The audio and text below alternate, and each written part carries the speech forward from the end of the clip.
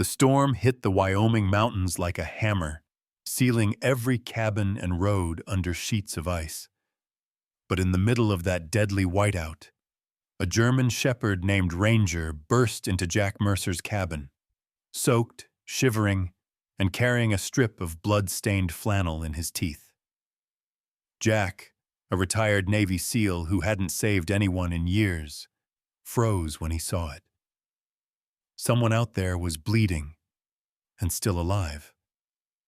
Ranger whined, scratched the door, and looked up at Jack with the same desperate urgency Jack once saw in fallen teammates begging for help.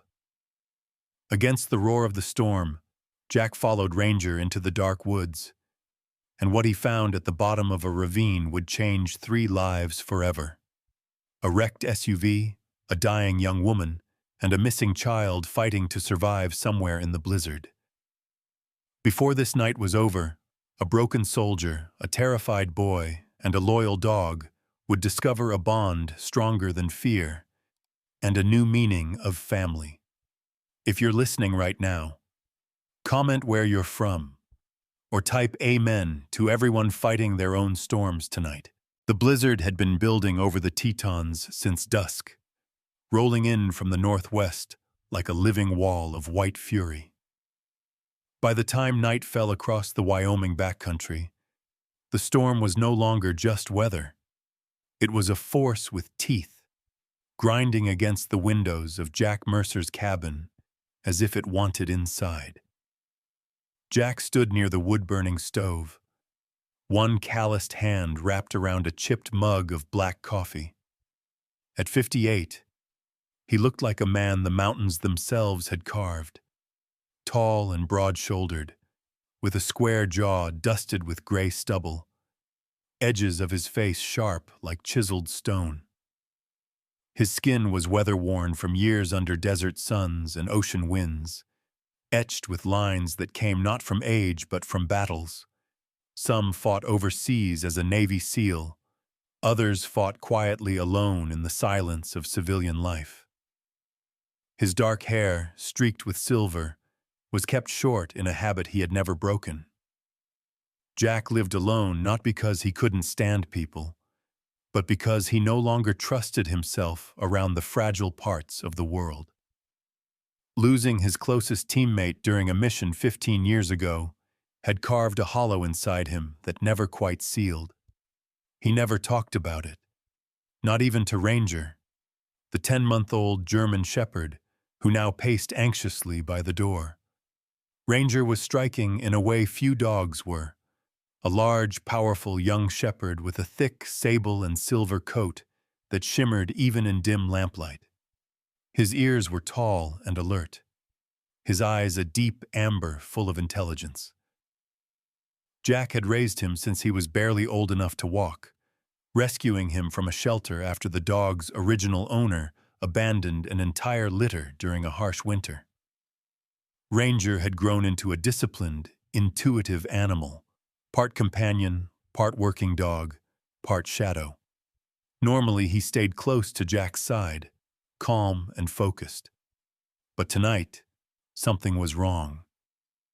The storm howled outside, a roar of icy wind slamming into the cabin walls, and Ranger kept pacing between the door and Jack, whining low in his throat.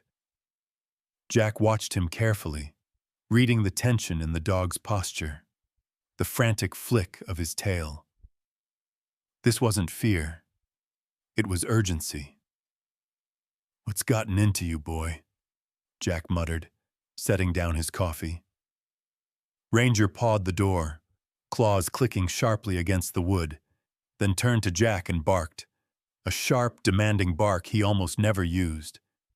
When Jack still didn't move, Ranger darted to the window, stood on his hind legs, and scratched at the glass, nose pressed to the swirling white outside.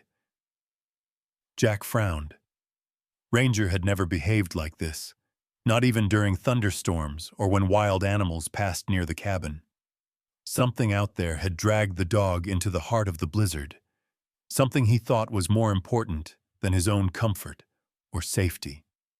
Jack grabbed his coat from the hook by the stove, The leather was old but well kept, lined with heavy shearling that once belonged to his father.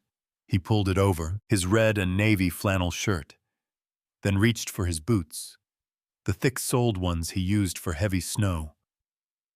Ranger suddenly froze. His body stiffened, ears swiveling toward the door. A second later, Jack heard it too, a faint scratching, barely audible under the storm's rage. It was light, inconsistent, desperate.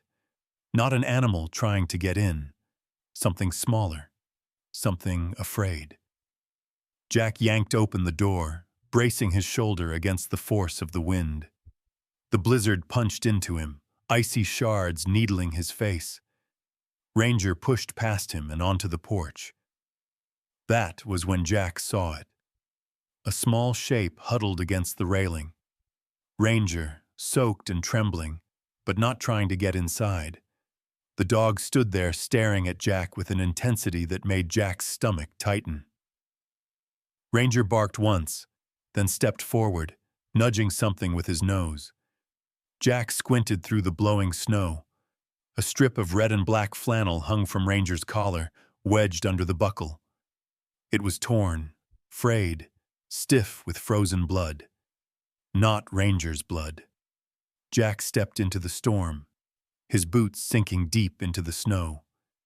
He knelt to inspect the fabric more closely, and a chill colder than the Wyoming wind ran down his back.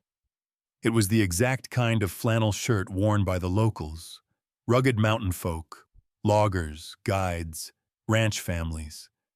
People who lived far from town, just like him. People who knew these woods, respected these storms, and didn't make mistakes easily. If someone wearing that shirt had lost this much blood, they might still be out there, alive but running out of time. Ranger whined again, nudging Jack's errant arm, then turned toward the tree line. The dog's tail was low, his posture tense, his paws shifting restlessly in the snow. He was urging Jack forward, pleading for him to understand. Jack closed his eyes for a moment. Every instinct he had tried to bury, the instincts trained into him during years as a SEAL, rose again, clear and sharp. Someone needed help. And Ranger had chosen Jack to find them. He stood, zipped his coat, tightened the straps of his boots, and reached inside the cabin for his flashlight and emergency pack. The beam of the light cut only a narrow tunnel through the swirling white, but it was enough. Jack stepped off the porch, Ranger at his heel. The wind howled louder, as if warning him not to go. Jack ignored it. He followed Ranger into the storm. 100 yards from the cabin, Jack paused. The trees ahead shifted in the blizzard like dark ghosts, their outlines bending in the violent wind. Ranger stopped too, looking back at Jack as if needing confirmation that the man was truly committed to this path.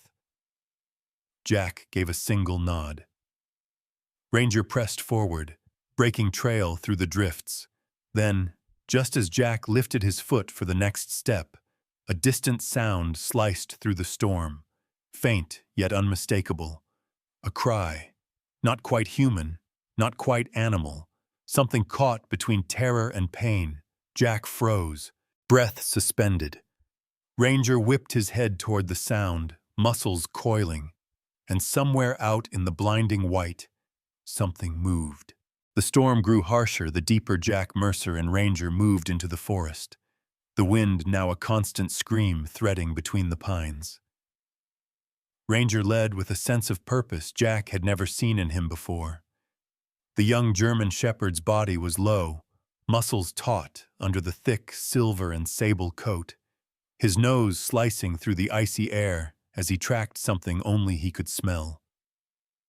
Jack, with his disciplined stride and quiet breath, scanned every shadow.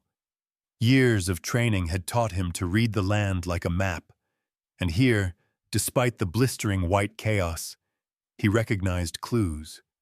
A broken twig still leaking sap, a smear of dark red against bark, the faint outline of a boot print already half buried by snow. Whoever Ranger had found earlier, they were moving. Or had been, and not in good shape. Jack kneeled by a patch of crimson snow and touched it with 2 fingers. It was already freezing into the crust. "Maybe an hour old," he muttered. Ranger circled back toward him, whining softly. Jack's flashlight cut through the snow, creating a narrow tunnel of light, and in that shifting corridor he saw it. The deep parallel trenches of tire tracks veering violently off the main path.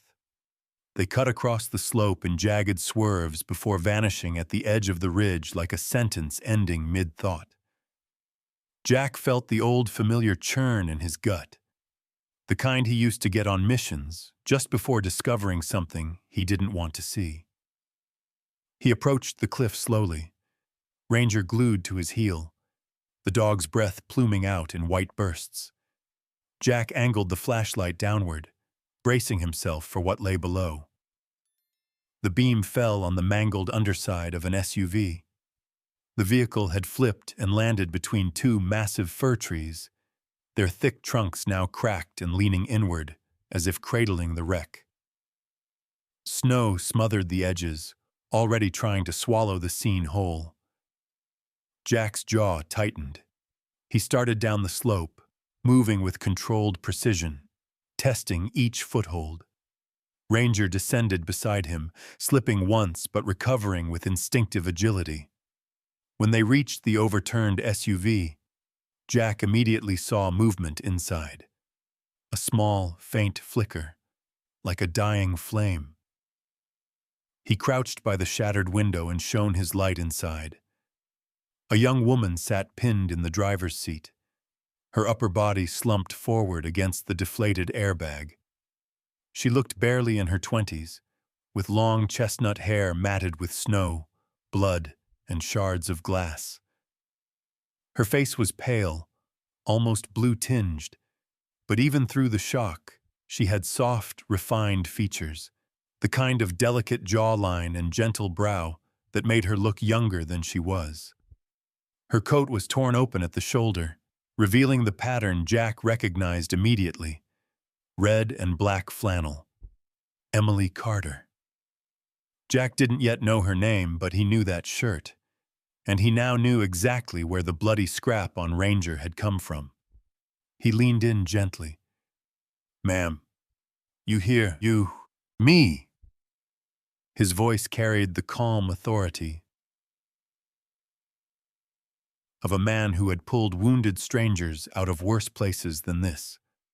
Her eyelids fluttered, then lifted just enough for him to see eyes, hazel, warm, but clouded heavily by pain. She blinked slowly at Jack's rugged face, taking in his square jaw, the gray stubble, the icy streaks clinging to his eyebrows. Something in his presence seemed to ground her. Her lips trembled, forming a whisper that came out barely audible. "My brother." Jack steadied her shoulder with a careful hand. Her bones felt fragile under his touch. "Where is he?" Emily's breath hitched.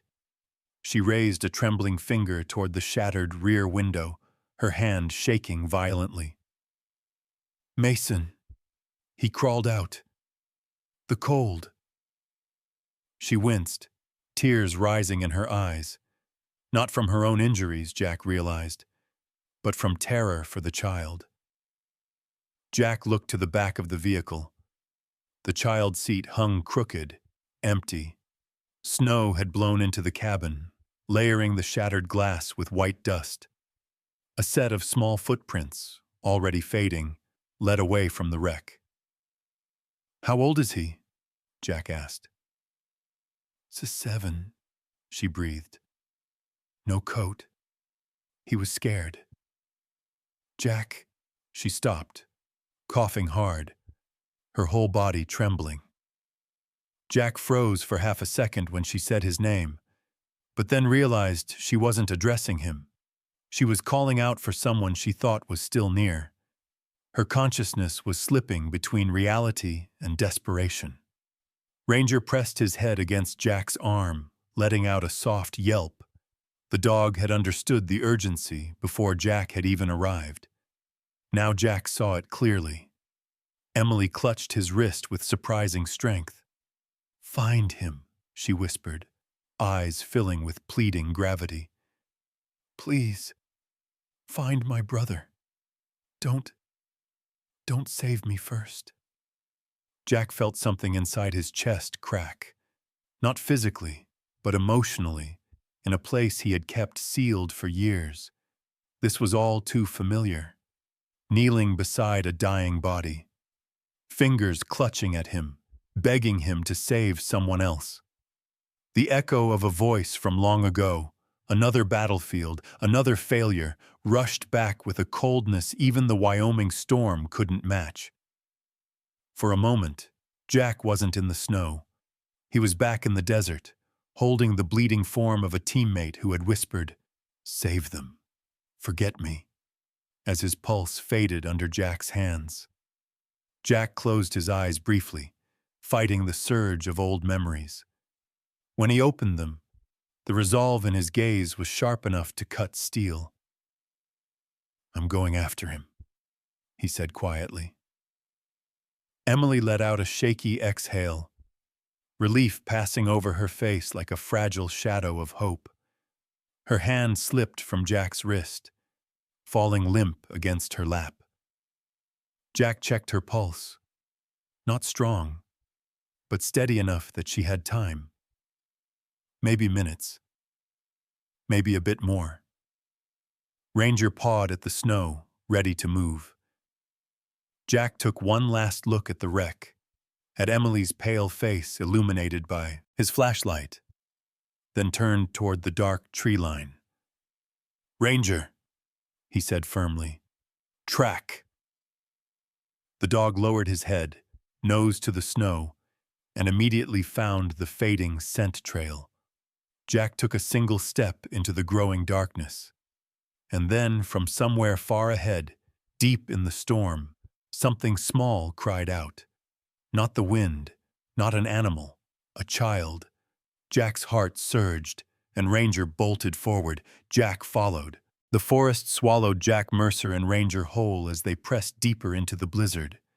The storm now a roaring wall that blurred trees into shifting ghosts. Ranger forged ahead with determination far beyond his 10 months of age. His thick sable and silver coat already crusted with ice, his breath forming quick white bursts that vanished instantly in the wind. Every few steps the dog paused, nose buried in the powder, analyzing scents the storm was trying to erase.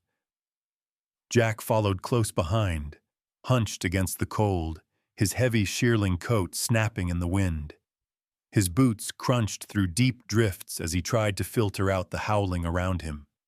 He knew the boy's tracks wouldn't last long.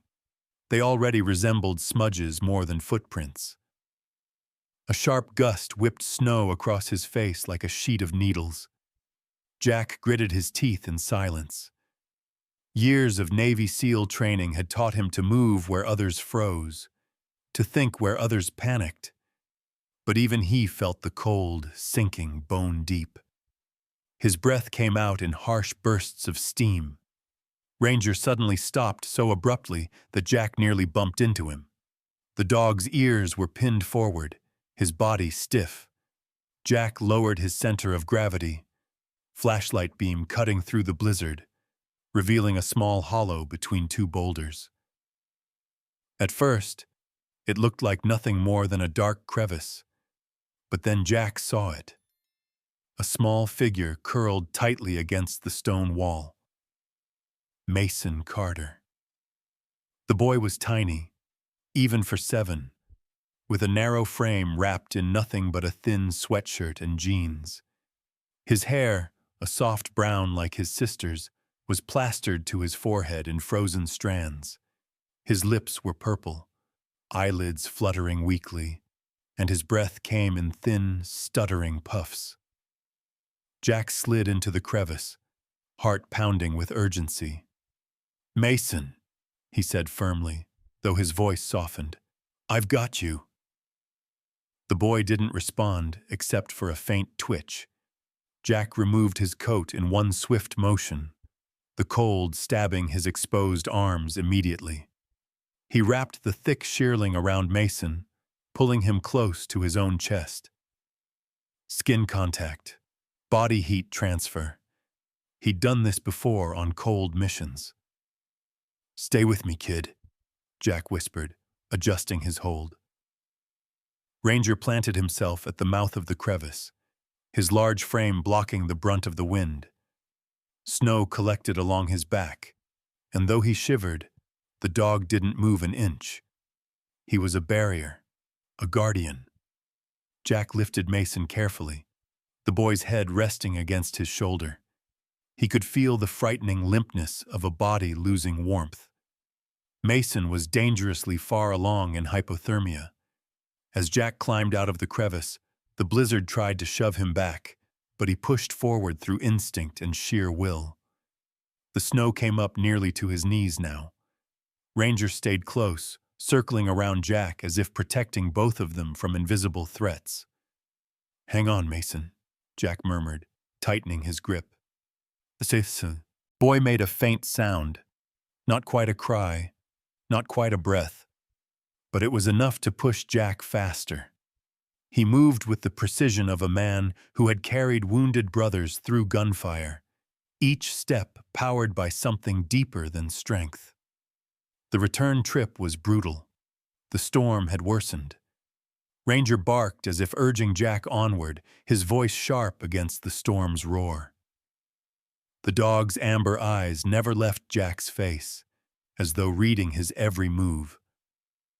Finally, after an exhausting trek up the slope, Jack saw the dark silhouette of the wrecked SUV buried under snow and broken branches. Relief flickered through him, but only for a second. Mason needed warmth now. Real warmth. Jack crouched near the back of the vehicle, pushing aside the snow that had drifted into the cabin. The interior was cramped, crushed, but it was shelter. He eased Mason into the passenger footwell where the wind couldn't reach. Ranger climbed in beside the boy, curling his large body around Mason's legs to add more heat. Jack pulled emergency blankets from his pack, thin but reflective, and wrapped them around both child and dog. Then he ducked out long enough to grab pine branches to wedge across the broken window, reducing the wind that sliced into them. The temperature inside the wreck wasn't good, but it was no longer deadly. Jack pressed 2 fingers against Mason's neck again. The pulse was weak but present. "You're tough," Jack whispered. "You hang in there." For a brief moment, Jack let himself look toward the driver's seat. Emily Carter's body lay slumped, her chest barely rising. Her pale face was gentler in the dim lantern light Jack had placed on the console. She seemed peaceful in a haunting way, like someone halfway between 2 worlds. Jack touched her hand lightly, almost reverently. "I found him," he said, voice low. "He's here." Whether she heard him or not, he couldn't tell. Hours passed. Ranger didn't move from Mason's side, even when the boy stirred slightly and whimpered his sister's name. Jack monitored both injured siblings as the storm continued its merciless assault on the outside world. The night crawled by one agonizing minute at a time until, finally, a faint silver glow crept through the shattered windshield. Dawn. The storm was weakening, the howl softening into distant murmurs. Jack checked Mason first. The child's breathing was steadier. His color had improved slightly. Then Jack turned to Emily. Her chest no longer moved. Her face, framed by frozen strands of chestnut hair, was serene, almost smiling.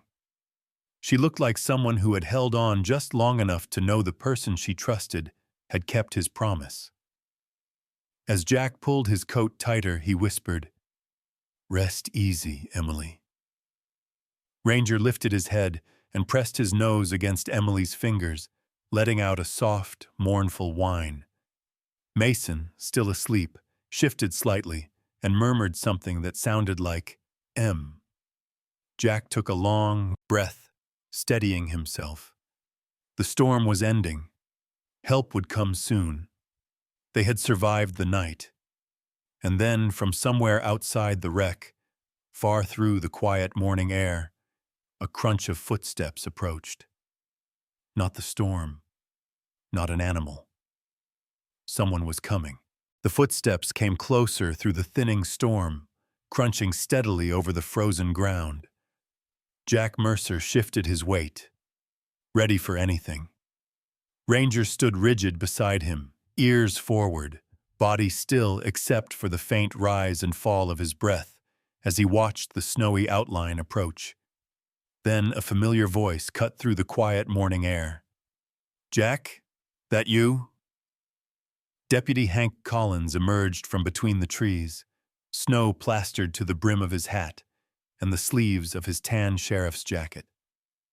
Hank was in his mid-40s, a big man built like an oak stump, broad shoulders, thick neck, hands large enough to palm a basketball. His face was rough-hewn, with a full dark beard sprinkled with frost, and a scar across his left eyebrow from a bar fight in his youth. Despite his intimidating build, Hank's eyes were gentle, warm brown, with an earnestness that made people trust him. He had a reputation for being steady, loyal, and stubbornly moral, shaped by the years he spent caring for a bedridden mother before she passed. That responsibility had carved a permanent seriousness into him. Jack straightened. "Hank." Hank let out a breath of relief that fogged the air. "We saw the wreck from the ridge. Search and rescue's right behind me." He stepped closer and saw Mason curled in Jack's coat, Ranger shielding the boy. Hank's voice softened. "Kid's alive?"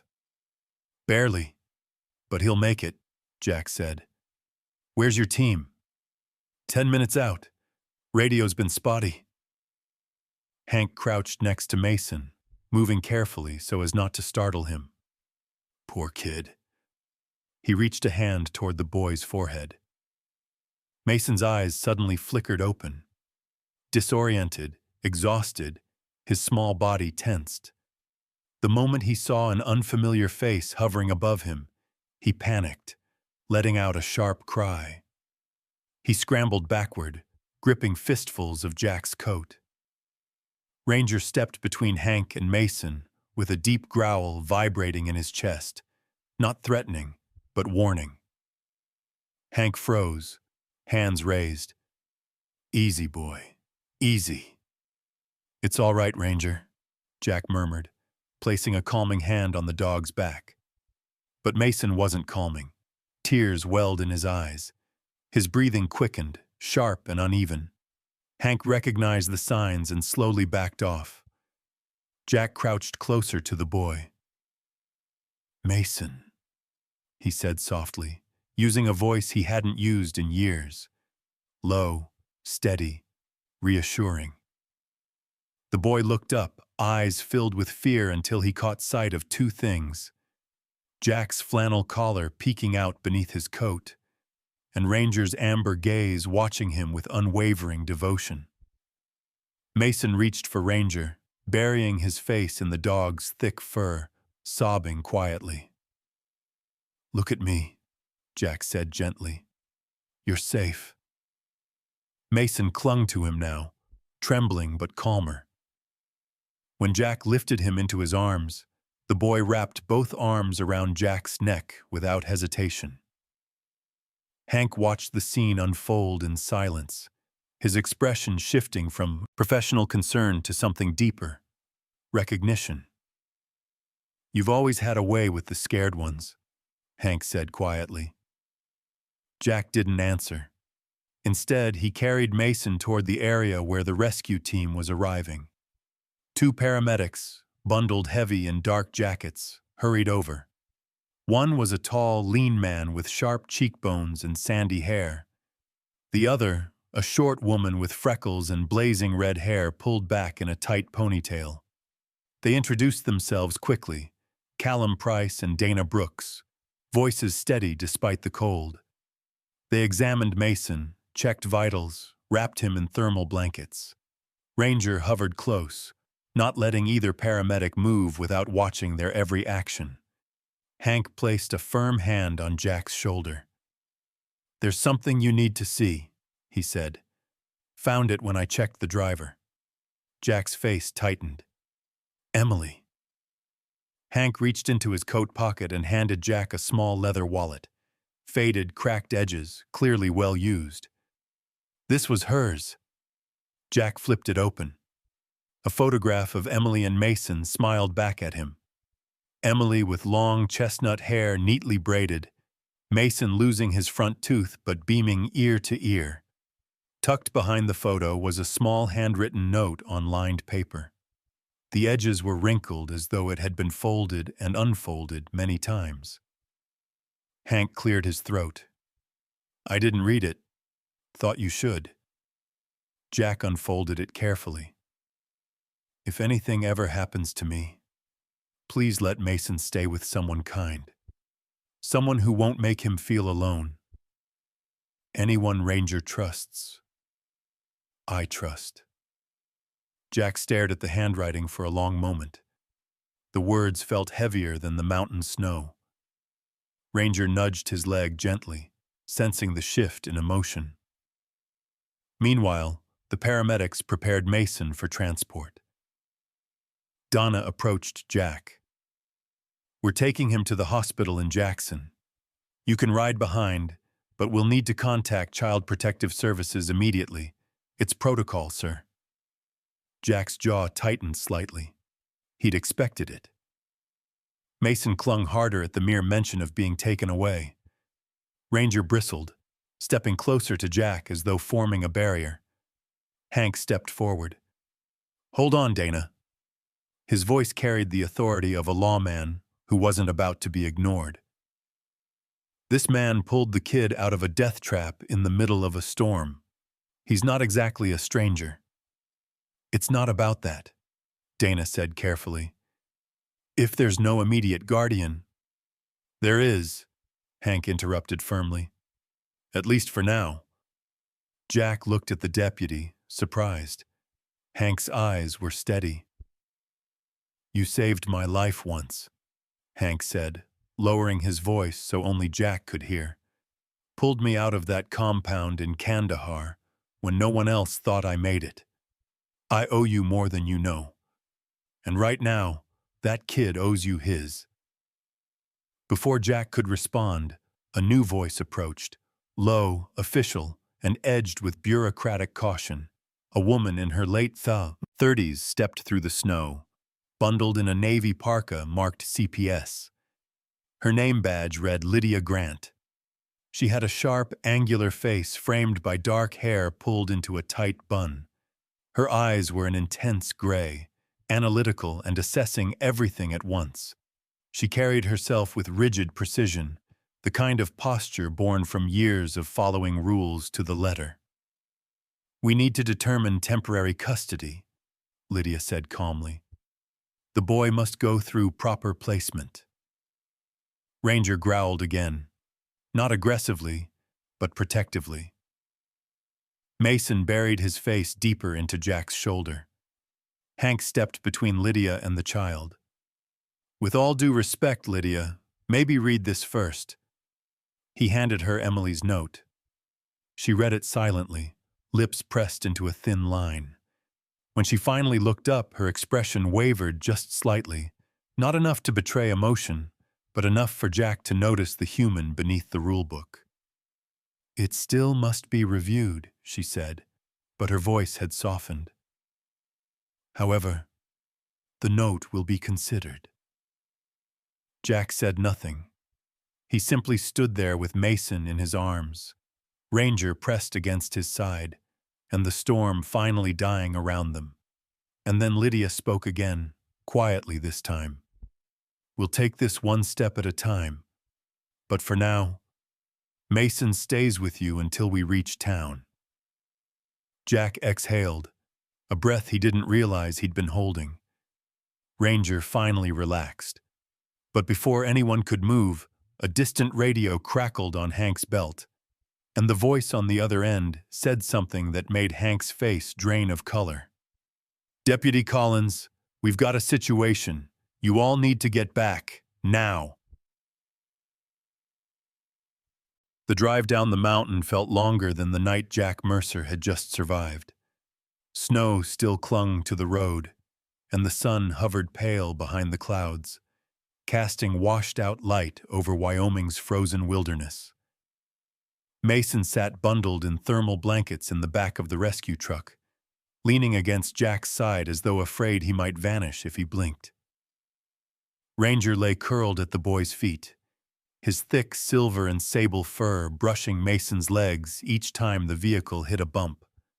Jack stayed silent, not because he had nothing to say, but because he knew any words would crumble under the weight of what had happened. Deputy Hank Collins drove ahead in his patrol cruiser, updating dispatch through the radio. Lydia Grant followed behind in her CPS SUV, eyes constantly flicking from the road to the mirror where she could see Mason through the rear window. Her expression was rigid as always, but the slight tension in her jaw softened each time she saw the boy gripping Jack's sleeve. Lydia wasn't unkind, just shaped by a system that demanded caution first and trust later. When they reached Jackson Memorial Hospital, the chaos began. Nurses rushed out to take Mason, but Ranger refused to let anyone separate him from Jack or the boy.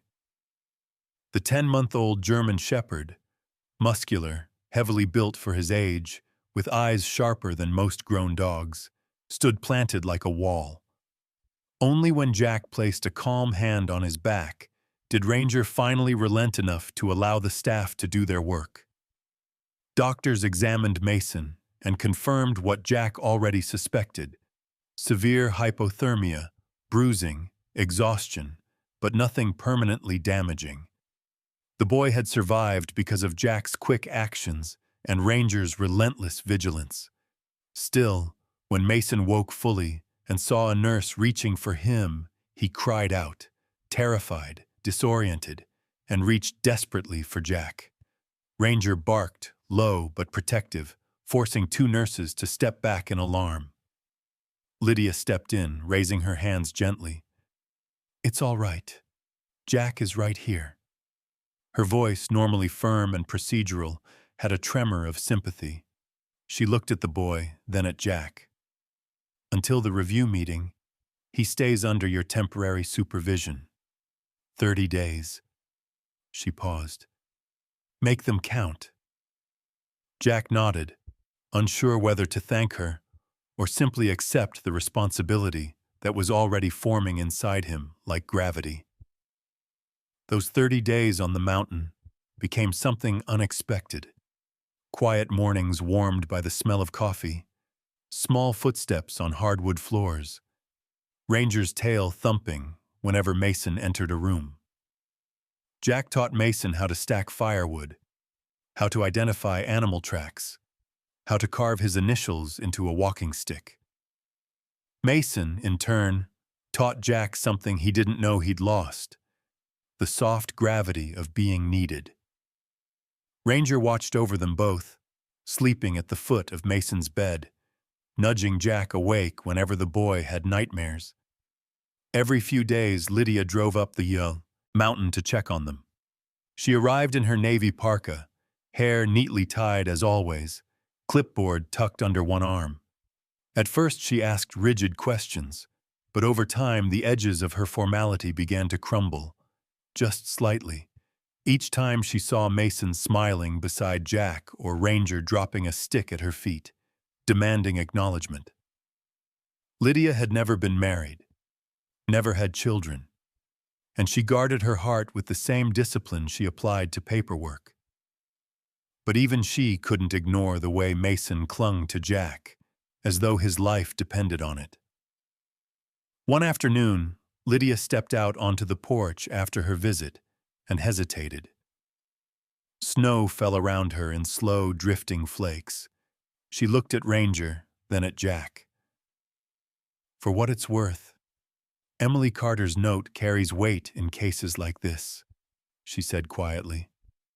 Judges take it seriously, but more importantly, so do I. Then she left, her footsteps crunching through the snow, leaving a trail that the wind slowly erased. A year passed. Mason grew taller, stronger. His cheeks regained color, his laughter returned, and he learned to run through the pine groves with Ranger always a few strides behind him. Jack found himself talking more about music, about the Navy, about the mountains he once considered his prison, but now saw as his refuge.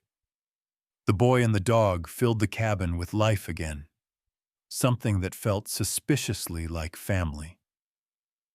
Then came the day in Jackson, inside a wooden-paneled courtroom filled with ranchers, teachers, retirees, and neighbors who had come to see how the case would unfold.